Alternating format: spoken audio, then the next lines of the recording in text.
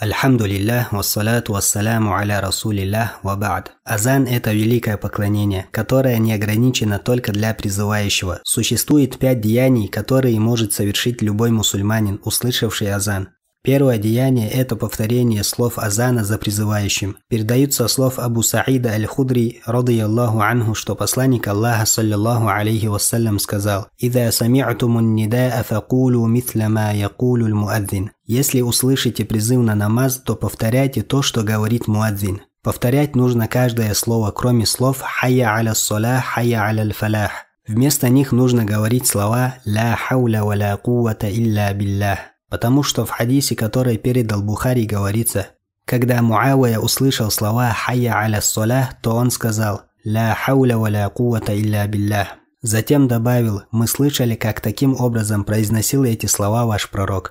Второе деяние – это мольба за благословение посланнику Аллаха, саллиллаху алейхи вассалям, то есть чтение салавата после окончания азана, потому что посланник Аллаха, саллиллаху алейхи вассалям, сказал: «Сумма саллу алейя, фа иннаху ман салла алейя салатан, саллаллаху алейхи биха ашра».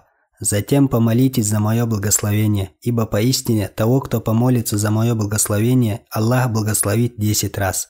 Третье деяние – это мольба о степени василя в раю посланнику Аллаха, саллиллаху алейхи вассалям, ибо посланник Аллаха, саллиллаху алейхи вассалям, сказал: «После этого попросите Аллаха, чтобы он предоставил мне аль-василя. Поистине это место в раю, приготовленное только для одного раба из числа рабов Аллаха. И я надеюсь, им буду я. И тот, кто попросит Аллаха дать мне аль-василя, получит мое заступничество».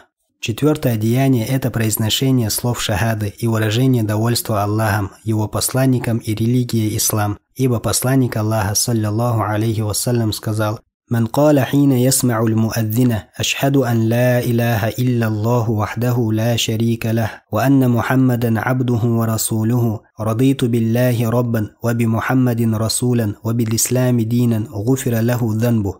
Тому, кто, услышав муадзина, скажет: свидетельствую, что нет Бога достойного поклонения, кроме одного лишь Аллаха, у которого нет сотоварища, и что Мухаммад его раб и его посланник, доволен я Аллахом как Господом, Мухаммадом как посланником и исламом как религией, простится его грех.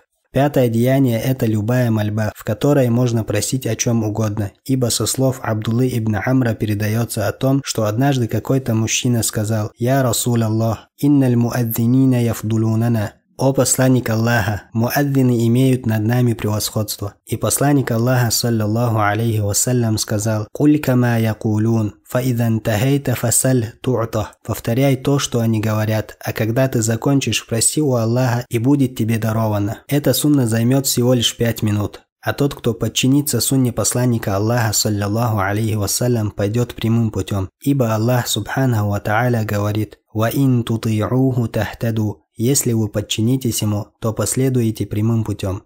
Ва саллаллаху ва салляма аля набийна Мухаммад ва аля алихи ва сахбихи аджмаин.